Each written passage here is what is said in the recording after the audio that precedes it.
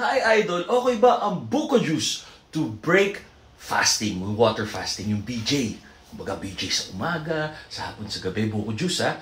Ang buko juice napaka-healthy niya, napakaraming electrolytes para sa water balance ng katawan natin. Natural, kaso may calories, lagpas 4 calories, so nagbe-break siya na fast. Ngayon, kung yun ang ipang be-break mo ng fast, baka sumakit ang tiyan mo. Kasi nga, ganun yung effect ng BJ tuloy ng buko juice. Na BJ nga. So, mas maganda yung mga kakainin natin to break the fast. Mahalaga na okay sa stomach natin. Hindi tayo sasamaan o sasakitan ng tiyan.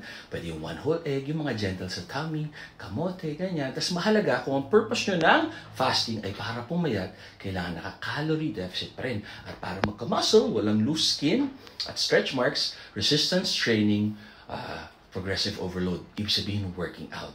Pero napaka-healthy ng BJ ng buko juice. The buko juice.